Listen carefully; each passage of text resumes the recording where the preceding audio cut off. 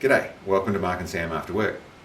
Today I want to go through do a video about a question or a range of questions I get quite regularly, coming from all sorts of places, whether that's YouTube or that's Facebook or that's wherever, from all sorts of places and all sorts of different forms. It largely hinges around what's the best caliber, what do you think about this caliber, how about this caliber to that caliber, all sorts of different ways of putting a similar question with similar desired results in the way of an answer.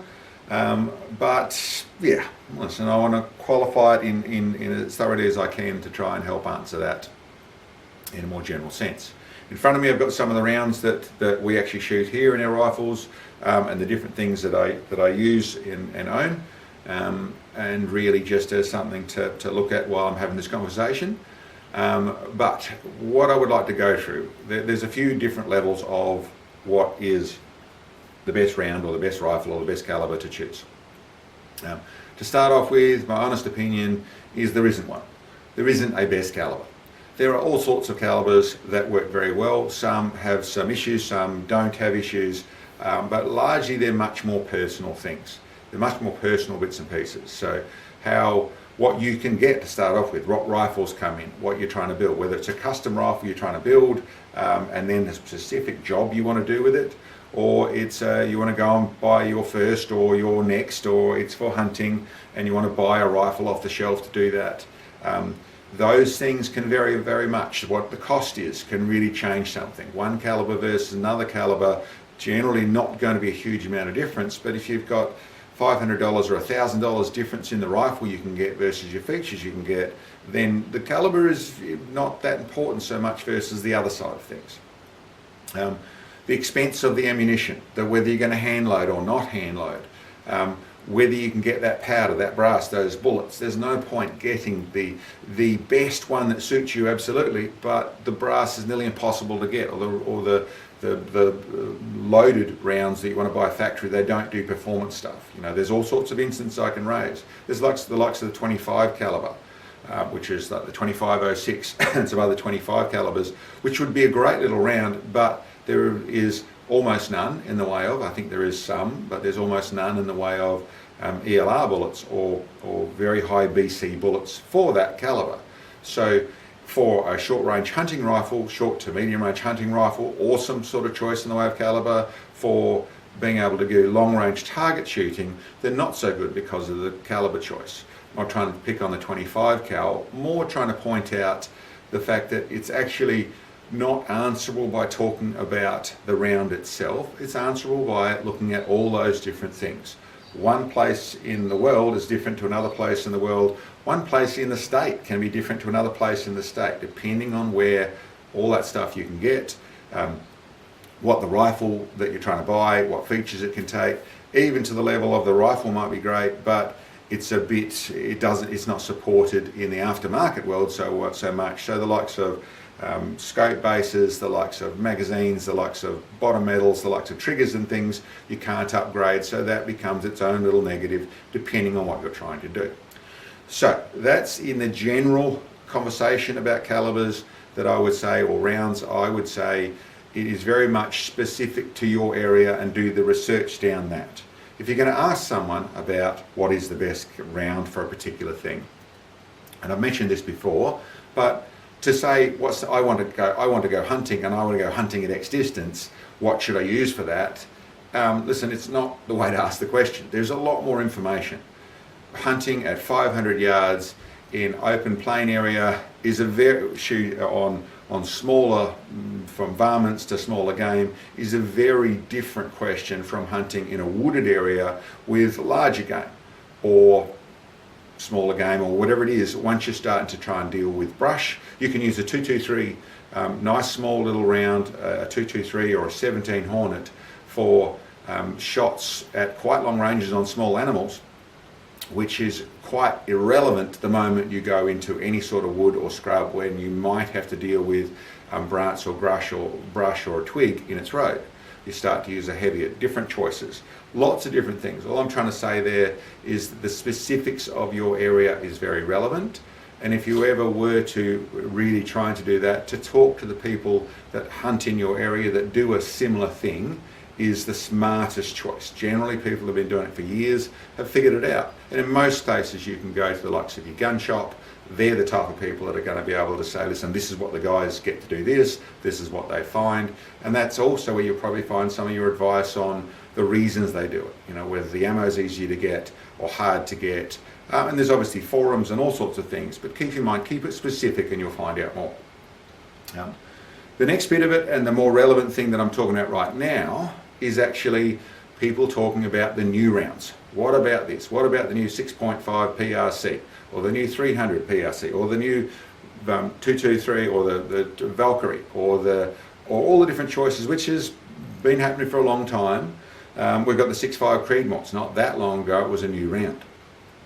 How does that compare to this, or is that a good round, or what are your thoughts on it? Hear that quite a bit. The moment there's a new round and there's someone saying, what are your thoughts on it?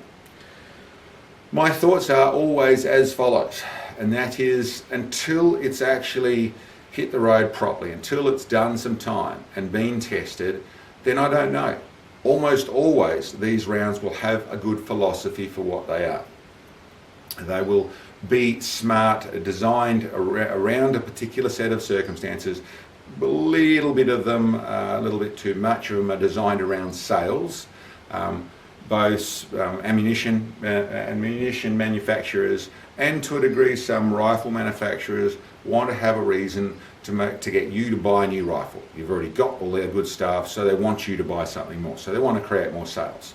There is the corporate entities at work all the time in our world.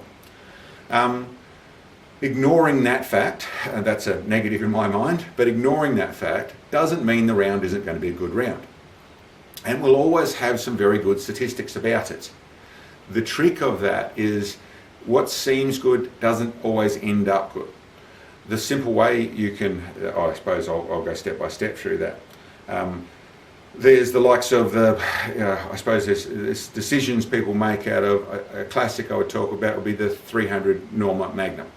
Very good round, very capable. At a glance, I could see some little benefits over a 300 Win Mag, but I couldn't see much in it, not my performance stuff. It was touted very highly. The US military, or the military, I think it was the US military, picked it up as a round that they're going to use. So that would say it's all good, wouldn't it? Well, a little bit down the track, now they're saying, I think it's the 300 PRC, or it's something similar to that, that is gone to the fact that they've built another round, which is very similar, which fixes the problems with the 300 Norma. What I'm really pointing out there is I'm not saying the 300 Norma is a bad round by any means. What I am saying is what is good in some senses doesn't mean it fills all the bills. And there's a couple of processes to go through that. To have a new gun that's different, have the new round and be testing it is awesome. You know, that can be fun, you enjoy it. If you're trying to buy the right round so you've got the best one that you get to keep forever, well, none of the new ones should you touch for the first 2 or 3 years.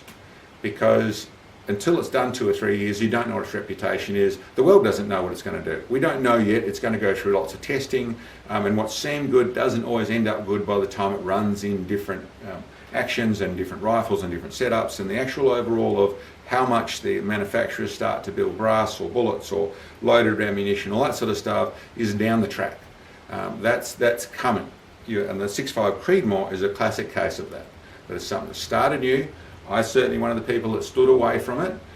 The likes of, to me, the 260 Remington, it just wasn't enough on top of the 260 Remington. It was already a very good round that existed, so why would you bother with that? We'll wait and see what actually happens. But what actually happened was a lot of manufacturers picked it up, started to build rifles doing that. And that meant that all of a sudden the 6.5 Creedmoor had some real weight in the marketplace because you could buy it in most decent manufacturers' rifles were coming out with them and coming out with good features set up to shoot it. So it makes it a very good round. And in some places, because of what you can buy rifles in and the ammunition now can get for it, it would stand up above the 260 in some places. So once again, not trying to differentiate between the two, but really talking about a new round that made it through. There's other rounds, and whether that's the Valkyrie or whether it's the 300 Norma or whether it's the 6.5 PRC or whatever it is, time will tell. Once again, they're still going to have a lot of good features to them. To get them to play with the new one is good. As to whether it stays on your shelf or it ends up as a gun that's in the back of the cupboard and I can't really get ammunition for it, well, that's a risk you're taking when you take on the new ones. So if you want a real answer, it's time will tell is the real answer to go with that. In 2 or 3 years' time, you'll really get your answer to go with those new calibers. Anyway, that's an overall of it. Other than that, what's the best one? What's my favourite? I don't think there is such a thing. You know, I'm definitely a fan of having a few different ones in the cupboard. I think it's really nice to shoot when you've been just in the way of your skill, that side of things, to have some larger ones, to have some smaller ones. The fastest, most efficient bullet isn't necessarily the best one, doesn't teach you as much as shooting a slower, fatter bullet in some places. The consistency, accuracy, lots of recoil, low recoil, all that sort of stuff, all of it is always, I suppose, I live in the world of where a bit of variety is nice, and there's really no really bad rounds. Some aren't so easy to work with, some aren't so easy to get stuff for, and some don't suit people. But the simple answer to what's the best, I don't have one. I don't have an answer to that sort of stuff. I don't believe there is a best. I think there are different choices. Anyway, I hope that helps some people with that sort of stuff. Thanks for checking in on us, and we'll catch you next time. Thanks for watching the video, guys. I hope you enjoyed.